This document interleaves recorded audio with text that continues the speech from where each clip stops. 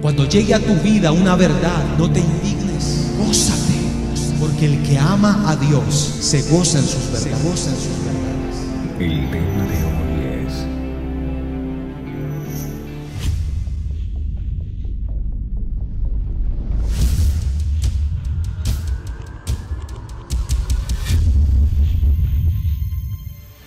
Y mi amada iglesia, donde quiero que entiendas algo, y es que Sendero de Paz se tiene que levantar como una iglesia, como una casa, como una familia apasionada por la presencia de Dios.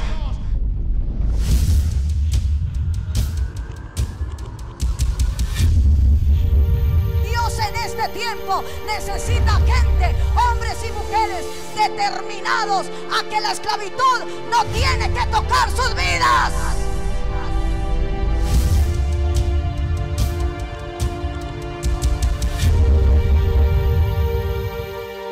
De aquí a un año Dios te puede sorprender en gran manera, para bien, para bendición, porque eso es lo que sabe hacer Dios, bendecir.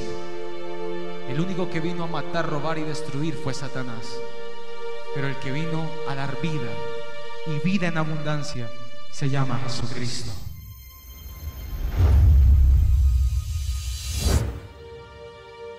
Sendero de Paz, el faro encendido al sur de Bogotá.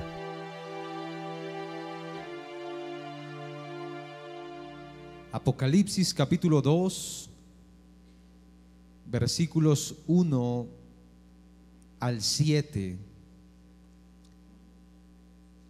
Y les quiero hablar bajo un tema muy hermoso. Quizá el título suena un poco fuerte, pero sé que lo va a bendecir de manera muy especial. En esta mañana le quiero hablar bajo el tema: pero tengo contra ti. Pero tengo contra ti. Escribe al ángel de la iglesia en Éfeso, el que tiene las 7 estrellas en su diestra, el que anda en medio de los 7 candeleros de oro, dice esto: yo conozco tus obras y tu arduo trabajo y paciencia, que no puedes soportar a los malos, y que has probado a los que dicen ser apóstoles y no lo son, y los has hallado mentirosos.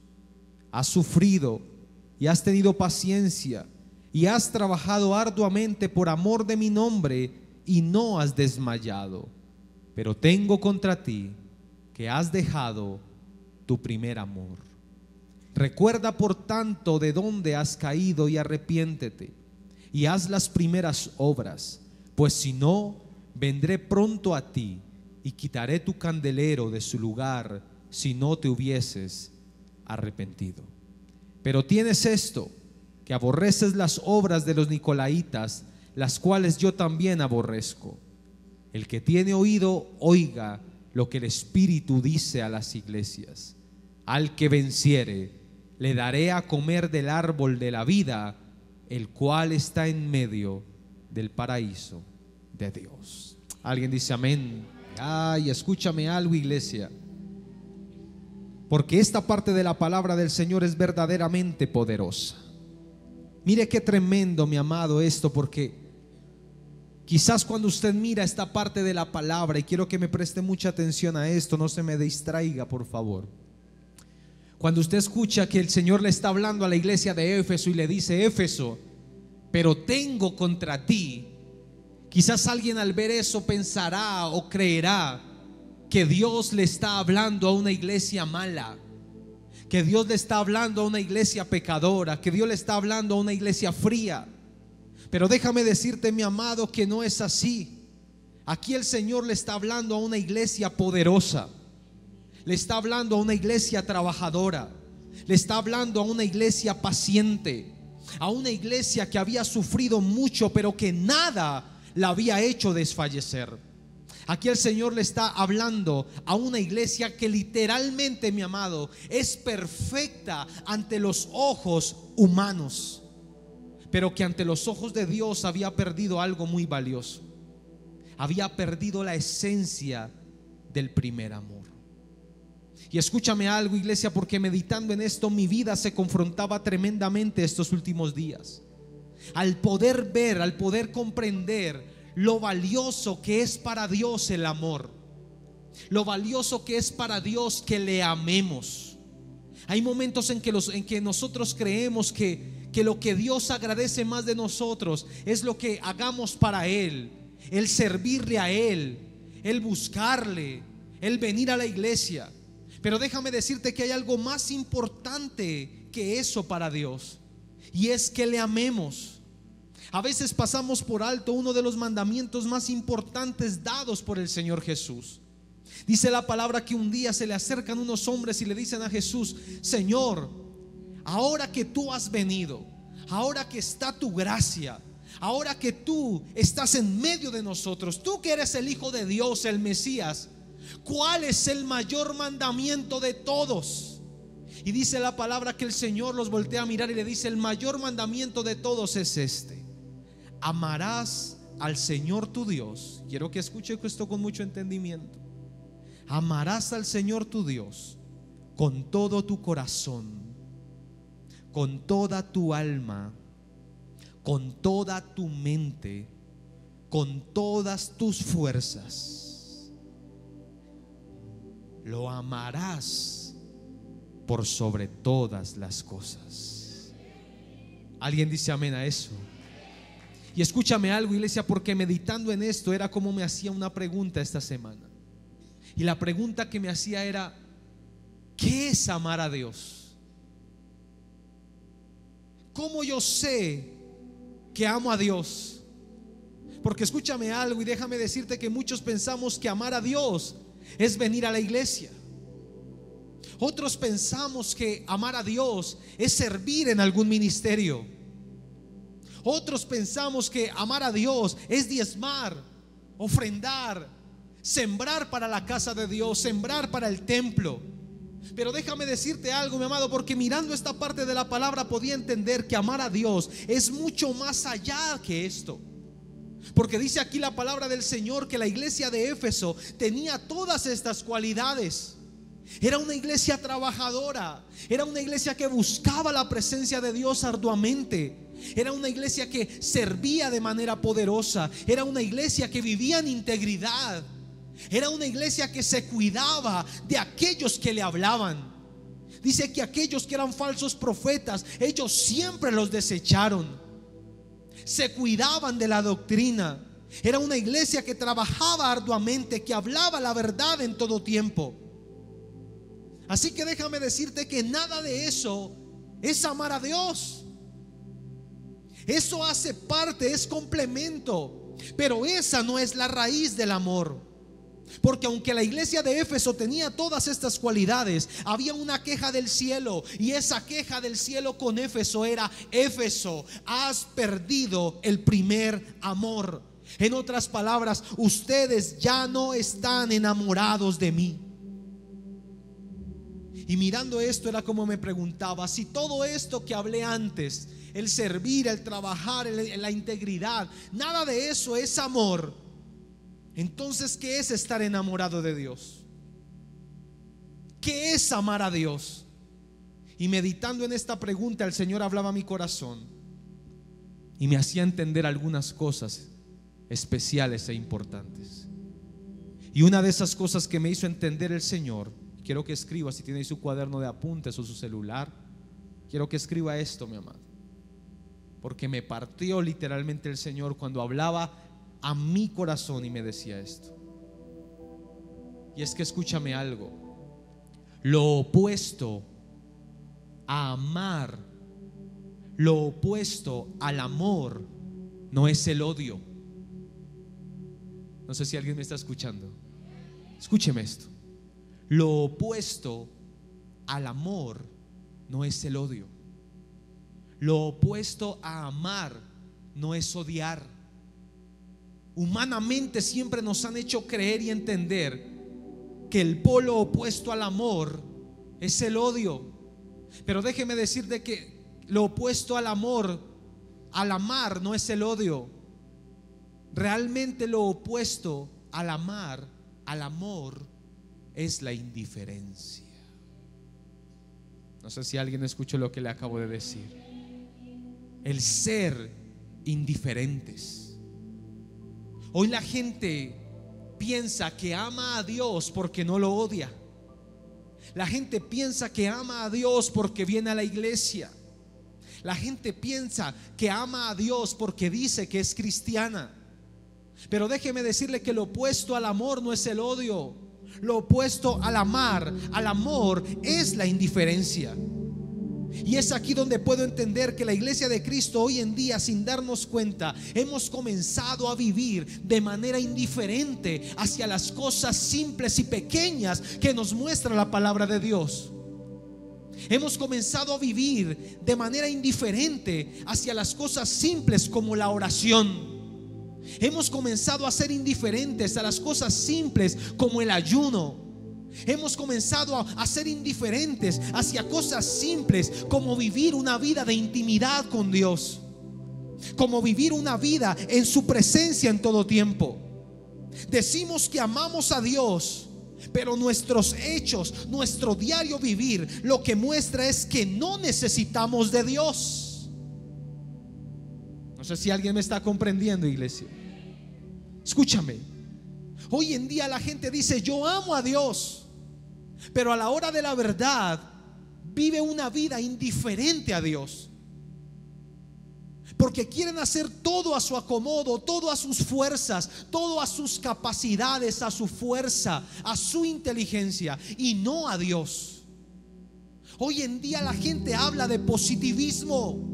Hoy en día los altares están llenos de mensajes positivos, donde te dicen y te enseñan que tú todo lo puedes, que tienes el poder para alcanzar todo lo que quieras, que solo necesitas activarlo. Hoy es lo que la gente dice en los altares: activa tu fe, muévete en fe, cree en ti, tú puedes.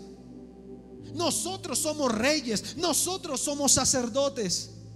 Pero déjame decirte que esa es una de las mayores trampas en la que puede caer el pueblo de Dios, y es en el creer que nosotros podemos solos. Porque es ahí cuando nos convertimos en hijos indiferentes. Le pongo este ejemplo para que me entiendas.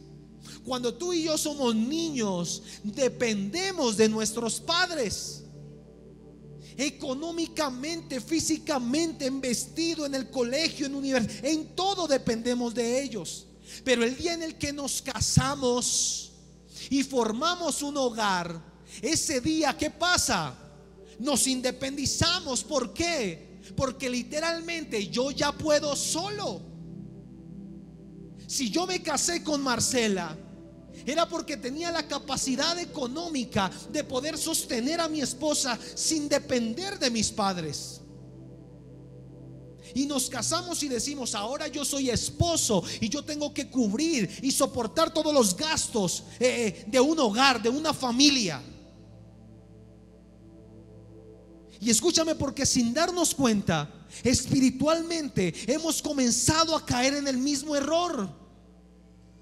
Cuando recién aceptamos a Cristo en nuestro corazón, dependemos de Dios para todo lo que hacemos.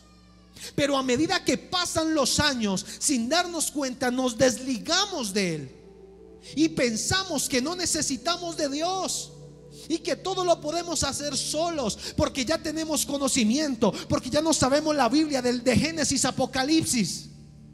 Y algo que yo debo entender es que ese fue el error en el que cayó Éfeso. Y es que ellos perdieron el primer amor. En otras palabras, se convirtió en una iglesia indiferente, en una iglesia que decía: para poder avanzar necesitamos que trabajar arduamente, físicamente. Y comenzaron a dejar a Dios a un lado, comenzaron a ser indiferentes hacia la presencia de Dios. Y eso es lo que quiero que entiendas en esta mañana, iglesia. Y es que tenemos que volver nuestro corazón y nuestra mirada a Dios. Entender que lo necesitamos a Él para todo, que nada en nuestra vida puede estar lejos de Dios. Desde las cosas más pequeñas hasta las más grandes, en todas Dios debe ocupar el primer lugar en nuestra vida.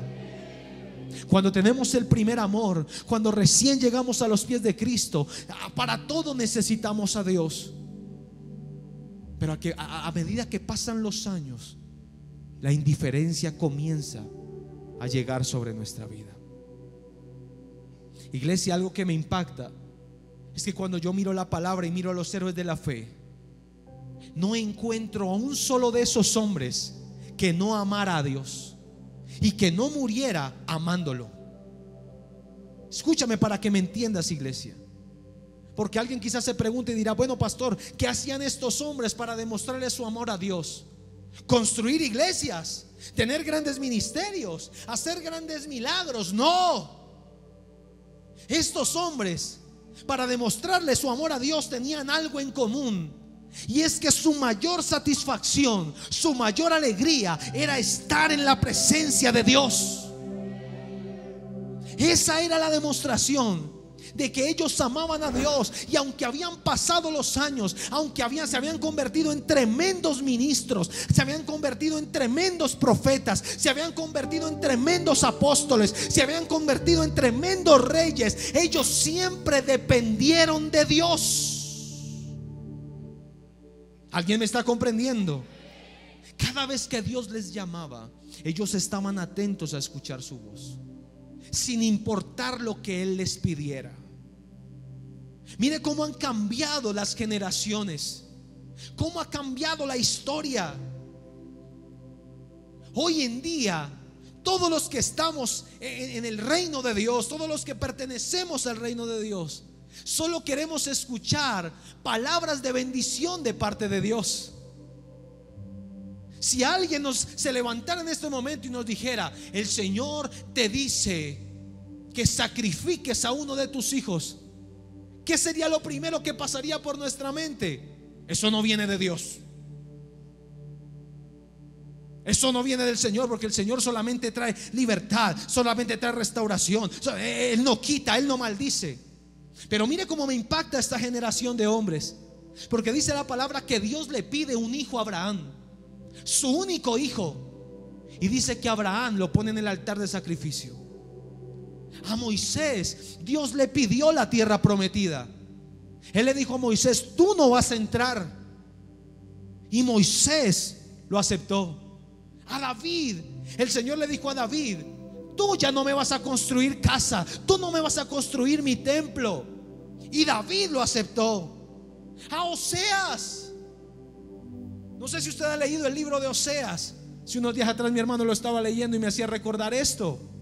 Oseas, ¿qué le pidió el Señor a Oseas?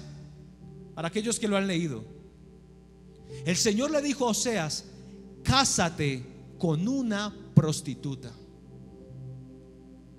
¿Usted lo ha leído? Si no lo ha leído, llegue a su casa y tome toda esta semana de devocional y leas el libro de Oseas.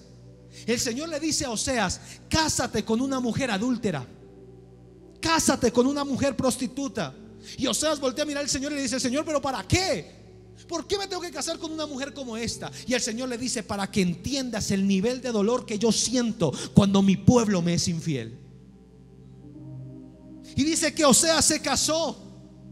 ¿Por qué? Porque a esta gente no le importaba las peticiones que Dios les pusiera enfrente. Ellos obedecían su voz. ¿Por qué? Porque no eran indiferentes. ¿Alguien me está comprendiendo? Esta gente sabía y entendía que todos los caminos por los cuales Dios los llevara iban a ser caminos de bendición, aunque en el momento no se vieran buenos. Y es aquí donde quiero que entiendas esto, iglesia.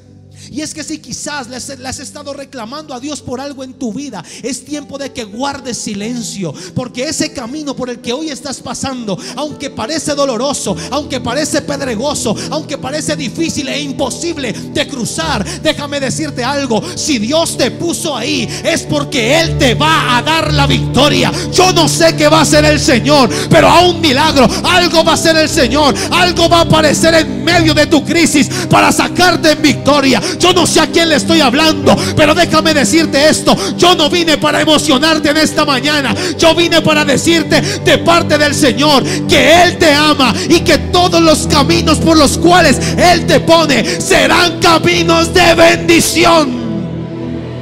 Aunque en momentos te cueste entender, aunque en momentos te cueste creerlo, cada camino por el que Dios te ha puesto ha sido un camino de bien, de bendición y de libertad. Alguien me está comprendiendo, iglesia. Escúchame esto, mi amada iglesia. Porque mire lo que dice la palabra del Señor. Dice la palabra: si yo hablase lenguas humanas y angélicas, y no tengo amor, vengo a ser como metal que resuena o címbalo que retiñe. Mire esto, iglesia. Porque a veces nosotros pensamos que porque tenemos dones, que porque tenemos un ministerio, que porque somos parte de esta congregación, eso significa que amamos a Dios. Pero déjame decirte que nada de eso representa amor. Dice la palabra: si yo hablase lenguas humanas y angélicas y no tengo amor, vengo a ser como metal que resuena o címbalo que retiñe. Sígalo leyendo conmigo. Dice: si tuviese profecía. Mire esto, léalo con mucho entendimiento. Dice: si tuviese profecía y entendiese todos los misterios y toda ciencia, y si tuviese toda la fe, de tal manera que trasladase los montes, y no tengo amor, nada soy. Si repartiese todos mis bienes para dar de comer a los pobres, y entregase mi cuerpo para ser quemado, y no tengo amor, de nada me sirve. ¿Alguien está comprendiendo esto? Ahora puedes entender el por qué Moisés no le reclamó a Dios por no entrar a la tierra prometida. Esta gente amaba a Dios. Y el que ama no busca lo suyo. Déjenme hablarle a ustedes. El que ama siempre está buscando la alegría y el favor del otro. Eso es amor. Cuando Moisés, el Señor le dice: tú no vas a entrar a la tierra prometida, y Moisés mira la cara de Dios y lo ve sonriente porque sabe que va a tomar a su amado, es cuando Moisés se llena de gozo y dice: si tú lo has decidido, Señor, hecho está. Cuando el Señor le dice a David: David, tú no me vas a construir la casa, cuando era la palabra que Dios le había entregado a David desde el principio: tú me vas a construir mi casa. Los planos, los diseños fueron puestos sobre David, no sobre Salomón. David tuvo que dejar todo establecido para que Salomón pudiera construir, porque Salomón no vio nada, el que vio todo fue David. Pero es que esta gente amaba, y como amaba a Dios, ellos no buscaban su conveniencia, sino buscaban el favor de Dios. Miren lo que dice la palabra. La palabra del Señor dice: el gozo del Señor es mi fortaleza. Y hay gente que dice: el gozo del Señor es mi fortaleza, me han fortalecido. No, entiéndalo, desmenúcelo. ¿El gozo de quién? ¿De quién? En otras palabras, cuando Él se goza, es cuando yo soy fortalecido. Mire, yo tengo ahora una hija, próximamente voy a tener otra. Escúcheme. Cuando yo voy a un centro, ya los centros comerciales para mí no son como antes. Ahora yo tengo que ir a un centro comercial, pero para que mi hija disfrute. Si quiere ir al parque 4 horas, yo me tengo que quedar allá 4 horas. Si se mete a una piscina de pelotas 3 horas, yo soy feliz. Antes de tener un hijo, cuando yo veía a esos papás con esos chinitos allá 3 horas, yo decía: esta gente si no tiene oficio. En vez de irse a comer algo rico, de ir a cine. Pero ahora que yo tengo una hija, mi hermano, ahora yo entiendo que el gozo de ella es lo que me hace feliz a mí. Si ella está feliz, yo estoy feliz. Cuando yo voy a comprarle ropa a mi esposa, que son 2-3 horas, yo la veo ella tan contenta midiéndose cosas que yo estoy feliz, aunque yo no me estoy comprando nada. Porque, ¿para qué le pongo este ejemplo? Porque eso es el amor. Por eso dice la palabra: el gozo del Señor es mi fortaleza. En otras palabras, cuando yo vivo una vida que hace que Dios se goce, es cuando yo soy fortalecido. Porque hay gente que camina desanimada porque no hacen gozar a Dios con nada de lo que viven. No sé si alguien me está comprendiendo. Iglesia, con esto quiero que entiendas que hay algo más grande que cualquier sacrificio. Hay algo más grande que el ministerio. Hay algo más grande que darlo todo para Dios. Tú podrías tomar todas tus casas, tus carros, tus apartamentos, tus negocios, venderlos y darlo a los pobres. Y eso no es demostración de que tú amas a Dios. Porque la mayor demostración de que amamos a Dios es cuando no somos indiferentes a Él. No sé si alguien me está entendiendo. Y fue aquí, mi amado, donde el Señor me hacía entender que por encima de todo lo que hagamos, por encima de todo lo que levantemos, necesitamos tener dependencia de Él y no ser indiferentes a su presencia.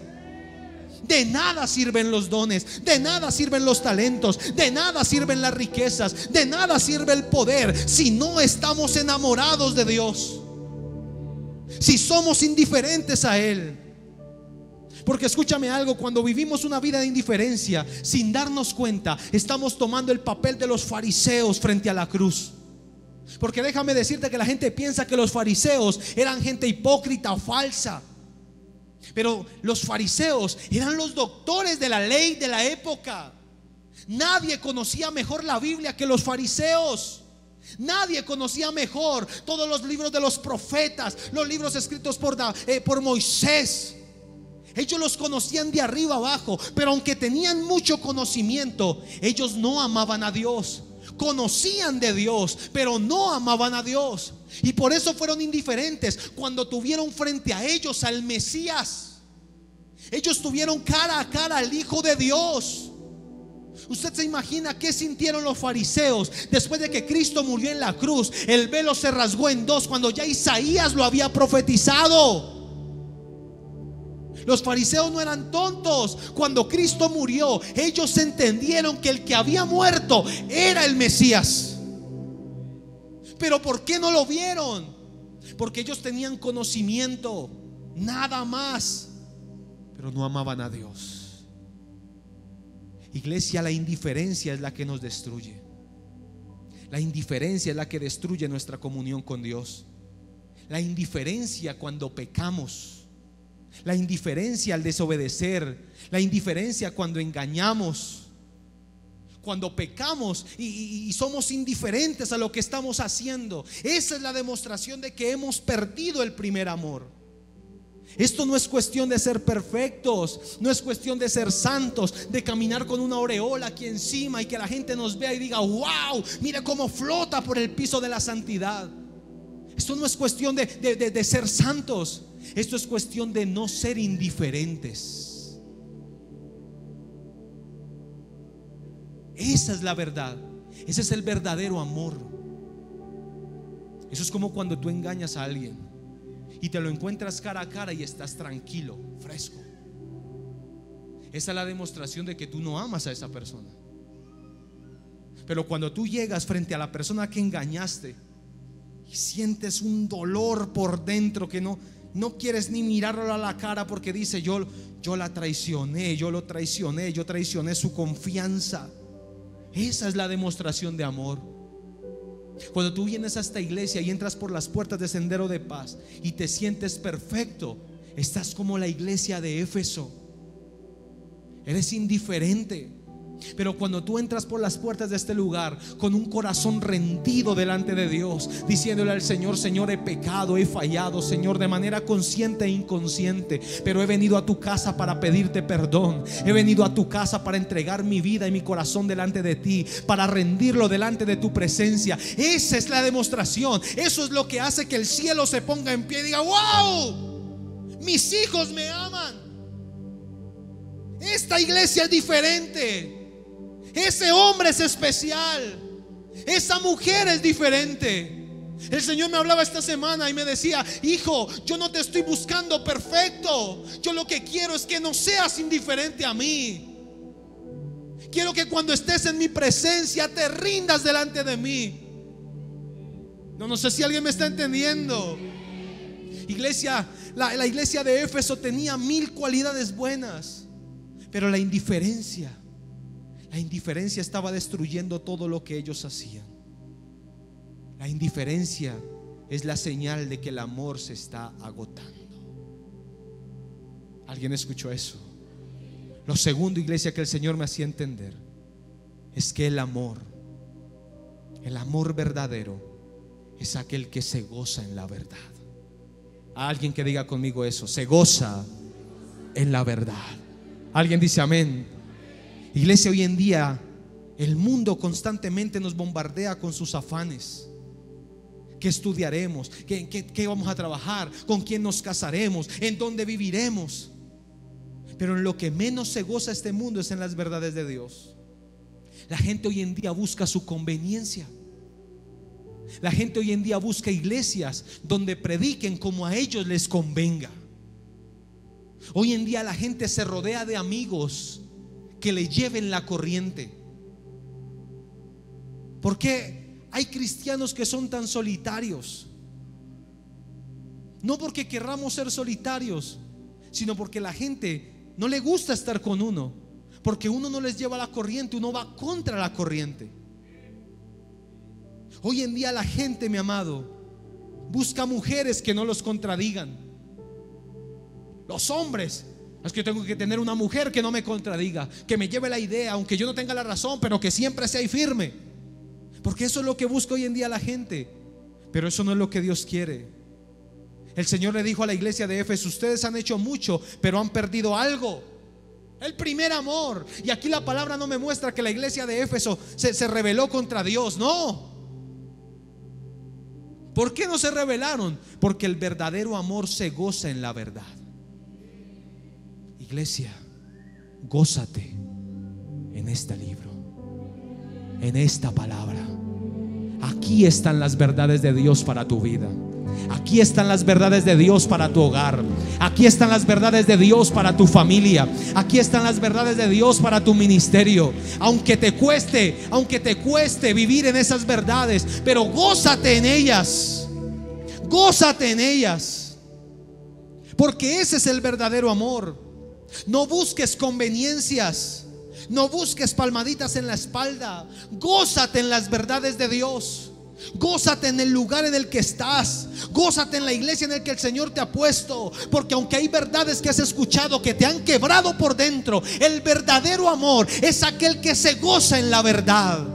Aunque hay momentos que quizás vienes a la iglesia y te sientes confrontado, como que te hiere, porque llegó una palabra que era para ti y algo se te quebró por dentro. No te entristezcas, gózate en la verdad. Yo hoy te quiero retar para ser diferente, para que seas especial, para que pongas tu vida, para que pongas en tu vida una prioridad, y es buscar a Dios por sobre todas las cosas. Cuando llegue a tu vida una verdad, no te indignes, gózate, porque el que ama a Dios se goza en sus verdades. ¿Alguien puede decir un mejor amén a eso? Pero pastor, es que a mí no me gusta en la iglesia cuando hablan de borrachos, y yo por eso no vuelvo a la iglesia. Gózate en la verdad. Pero pastor, es que yo soy el borracho. Gózate en la verdad, porque esa es la manifestación de que Dios te ama. Tenemos que aprender a disfrutar las verdades. Hoy en día la gente se indigna, mi amado, cuando le hablan una verdad. Hoy en día la gente se indigna cuando les dicen las cosas que hacen mal.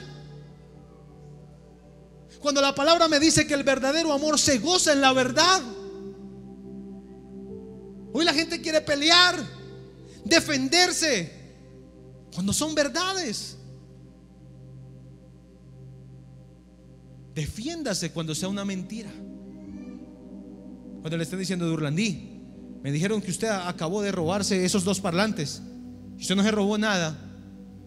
Defiéndase. Pero cuando usted se llevó esos 2 parlantes para su casa: Durlandí, usted es un ladrón. Y antes se indignan: ¿cuál ladrón? Yo no me y voy a parar El verdadero amor se goza en la verdad. Y que lo digan los esposos si no es cierto lo que le estoy diciendo. Cuando las esposas nos dicen las verdades, eso nos gusta. Nos queremos salir de entre los pantalones, porque la verdad duele. Pero en la verdad es donde se manifiesta el amor de Dios. Esta semana yo me confrontaba tremendamente, mi amado, viendo la historia de todos los héroes de la fe, hombres como Abraham, Isaac, Jacob, hombres que no eran perfectos, apóstoles como Pedro, Juan, el apóstol Pablo, que tampoco eran perfectos. Pero lo que hacía especiales a estos hombres era que ellos se gozaban en las verdades de Dios. Ellos estaban determinados a conocer el reino de Dios estando en la tierra. Usted se imagina a Pablo cuando era Saulo de Tarso y dice que iba hacia una ciudad, tenía una reunión allá para seguir persiguiendo cristianos, y un día se le para a Jesús frente a frente y le dice: Saulo de Tarso. Y dice que Saulo cayó al piso y quedó completamente ciego, aturdido con lo que estaba pasando. Y Jesús le dice: yo soy Jesús al que tú persigues. Aquí estoy yo cara a cara. Saulo se defendió. No, Señor, usted está equivocado. Yo no soy ese Saulo, yo soy otro Saulo. No, Saulo sabía que él era el perseguidor, que él era el asesino, y que el que estaba ahora frente a él era Jesús. Y dice que después de eso duró unos cuantos días ciego, pero el Señor le dio una palabra y le dijo: en unos días alguien va a llegar a hablarte, escúchalo. Y dice que al pasar algunos días llegó un hombre al cuarto donde estaba Saúl completamente ciego, y dice que le habló y él aceptó a Cristo en su corazón. Y en todo el transitar de Pablo jamás negó lo que él era, nunca. Tanto que un día el apóstol Pedro, imagínese esto, no era por ahí cualquier lamido, Pedro voltea a mirar a Pablo y le dice: ¿usted qué habla? Si usted es un perseguidor, usted era un asesino, usted estaba ahí cuando mataron a Esteban, usted fue el que una de las piedras usted la tiró, usted mató a Esteban. Y Pablo no se indignó. Imagínense donde le hagan a uno eso, que venga alguien a hablarle a uno del pasado, a revolcárselo. ¿Usted qué viene a hablar de pastor? Usted era un simpleñero de Tunjuelito, se la pasaba en el estadio, mechudo, zángano, usted un día me robó. Nos indignamos, pero me impacta lo que le contesta Pablo. Pablo lo voltea a mirar y le dice: sí, mijo, todo lo que usted me está diciendo es cierto. Ese era yo, pero es que ahora no vivo yo, ahora Cristo vive en mí. Oh.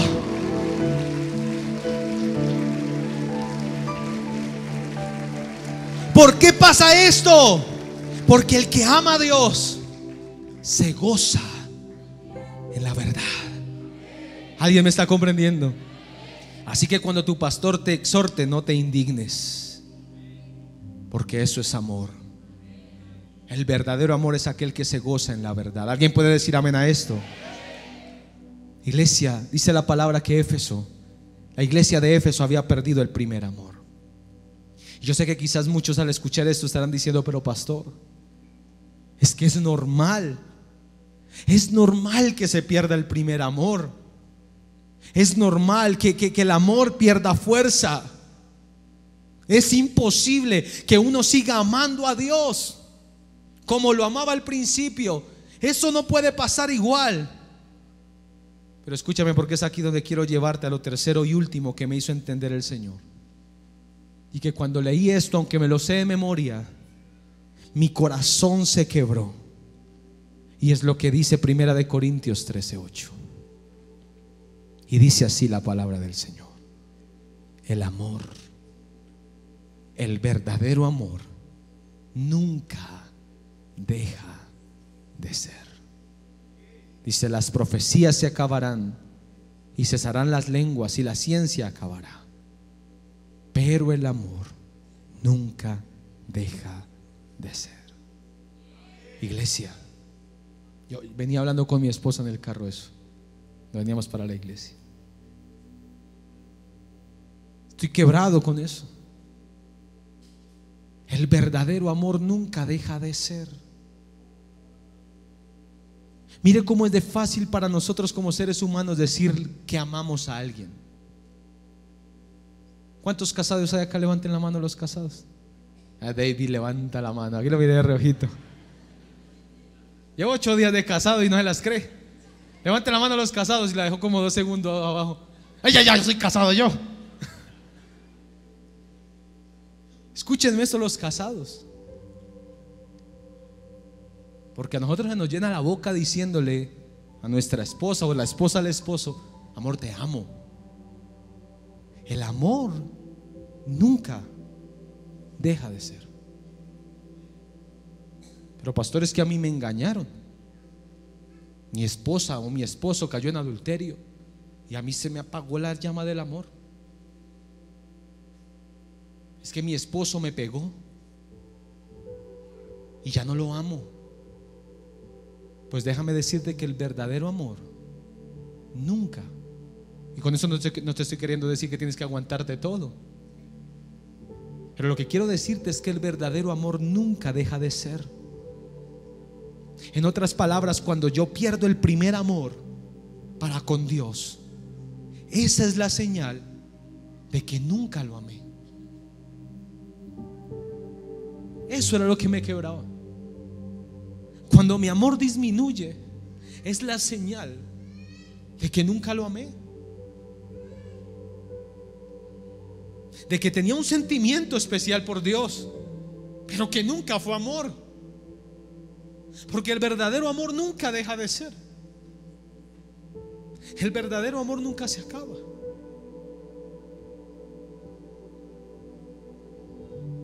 Y escúchame, iglesia, porque cuando nuestro corazón desfallece, nuestra confianza en Dios flaquea, esa es la señal de que en nosotros no hay amor hacia Dios, sino un querer hacia Dios. La debilidad es la demostración de una búsqueda casi inexistente hacia su presencia. Cuando la gente se casa, le hacen una pregunta, y esa pregunta es: ¿promete estar con Él en la salud y en la enfermedad, en la riqueza y en la pobreza, hasta que la muerte los separe? ¿Por qué esa pregunta?, dirán algunos. Porque ese es el verdadero amor.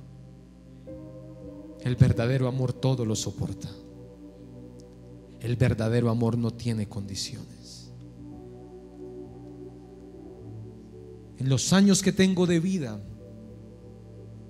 he conocido a muchas personas que han amado, pero tengo una en común: que tengo la seguridad de que amó a alguien terrenal, y ese alguien es mi mamá, la pastora Elsie. Mi mamá estuvo con mi papá 40 años de casada, y mi papá no fue de los mejores esposos, pero siempre estuvo ahí. En el 2004 mi papá le dio una embolia cerebral y quedó postrado en una cama. Mi mamá siempre estuvo ahí. Le cuidó todas las noches del sueño por 10 años de enfermedad. La última persona que mi papá vio antes de ir con el Señor, de partir con Él, fue mi mamá. Y mi papá va a cumplir 3 años de muerto. Y mi vieja, se lo puedo decir delante de Dios en cuya presencia estoy, sigue honrando a mi papá como si estuviera vivo. Le echan los perros a mi vieja.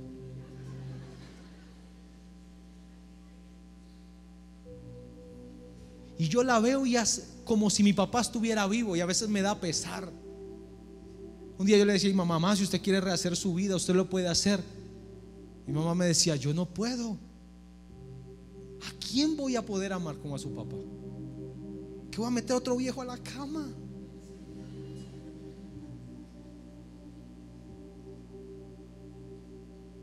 Escúcheme, porque quizás alguien dirá: no, pero pastor, es que usted dice eso porque es que su papá fue el mejor esposo del mundo.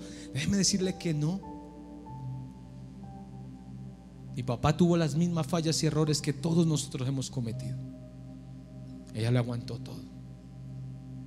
Y no porque fuera tonta, porque lo amaba. Y el verdadero amor todo lo soporta. Los matrimonios de hoy en día están como la iglesia de Éfeso, basados dependiendo a lo que el otro haga por mí.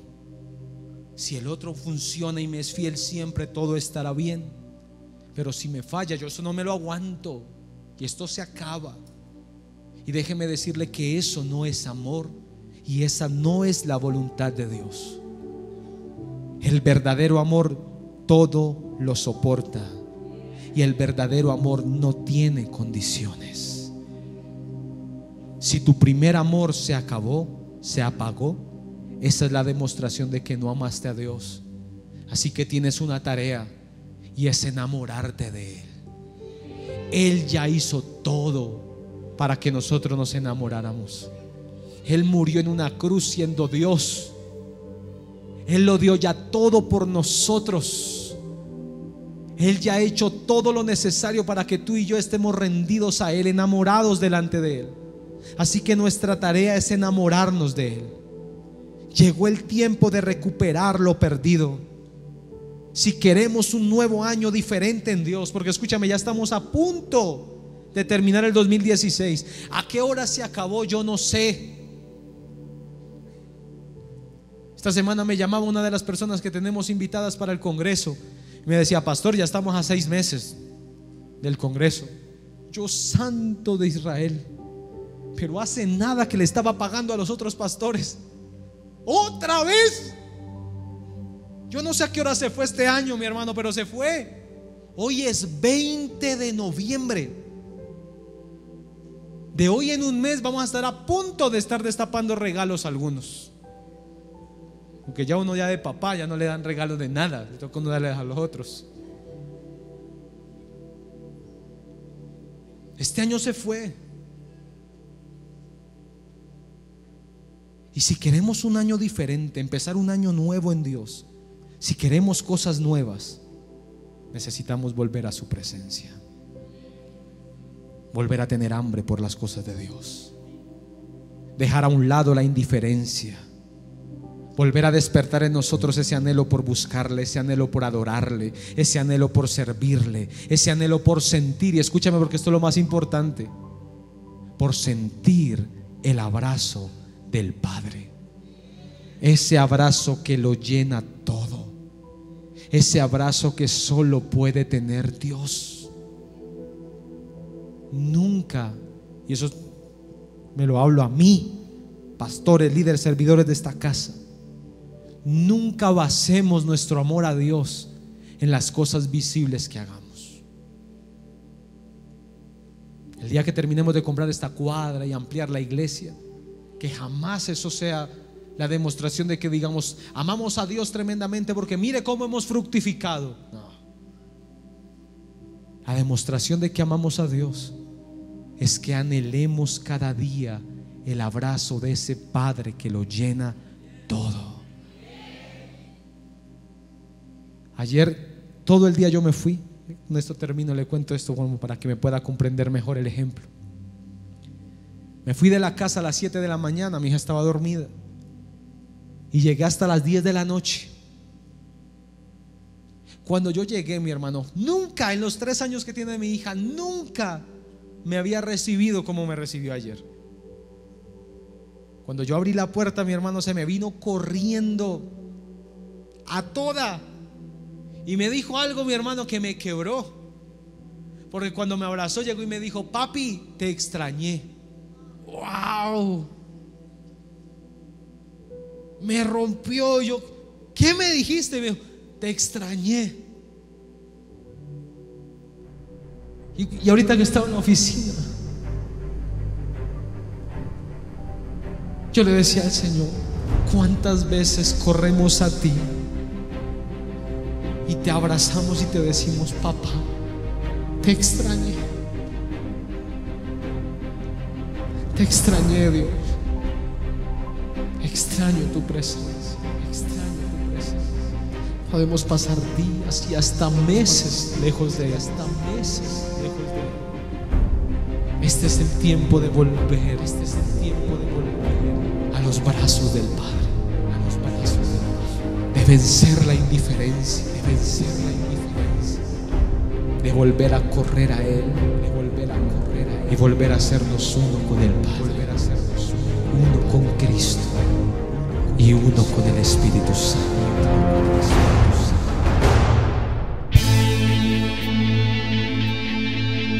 Si este mensaje ha llegado a tu corazón, visítanos. Te invitamos a nuestras reuniones. Ven a nuestro auditorio y experimenta el poder de Dios. Encuéntranos e interactúa con nosotros en las redes sociales, Facebook, Twitter, Instagram, YouTube y suscríbete a nuestro canal. Encuéntranos como Sendero de Paz TV.